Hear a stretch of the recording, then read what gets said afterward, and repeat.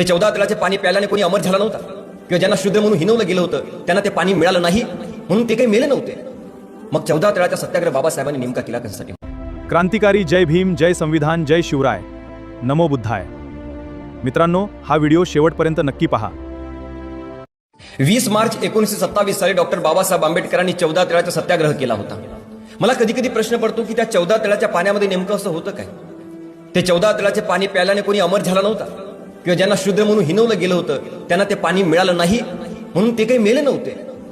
मग 14 तळाचा सत्याग्रह बाबासाहेबांनी नेमका केला कशासाठी होता? आणि जेव्हा बाबासाहेबांनी तो सत्याग्रह केला तेव्हा तो सत्याग्रह मोडून हाणून पाडण्यासाठी कैक जातीवादी लोकांनी त्यांच्यावर हल्ले करण्याचा प्रयत्न केला. डॉक्टर बाबासाहेब आंबेडकरांसारखा शांत आणि संयमी व्यक्ती मी आजपर्यंत पाहिला नाही. बाबासाहेबांच्या मनामध्ये किती चीड असेल, बाबासाहेबांच्या मनामध्ये किती भयंकर राग असेल या लोकांच्या प्रती. लहानपणापासून त्या माणसानं जातीचे जे चटके सहन केले, आणि आज जेव्हा ते सत्याग्रह करतात तरीही लोक, हे जातीवादी लोक, तो सत्याग्रह मोडून हाणून पाडण्यासाठी एवढा प्रयत्न करतात.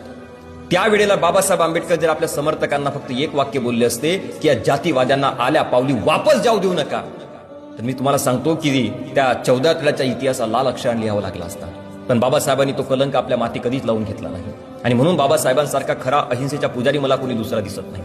एवढे शांत आणि एवढे संयमी व्यक्ती. निवळ प्यायला पाणी मिळावं म्हणून बाबासाहेबांनी तो सत्याग्रह केला नव्हता, तर माणसासारखी आम्ही ही माणसं आहोत हे बाबासाहेबांना समाजामध्ये सिद्ध करायचं होतं, म्हणून तो 14 तळाचा सत्याग्रह बाबासाहेबांनी केला होता. हा व्हिडिओ आवडला तर लाईक करा, जास्तीत जास्त शेअर करा आणि विचारांचा हा प्रवास पुढे चालू ठेवा. जय भीम, जय संविधान, जय शिवराय, नमो बुद्धाय.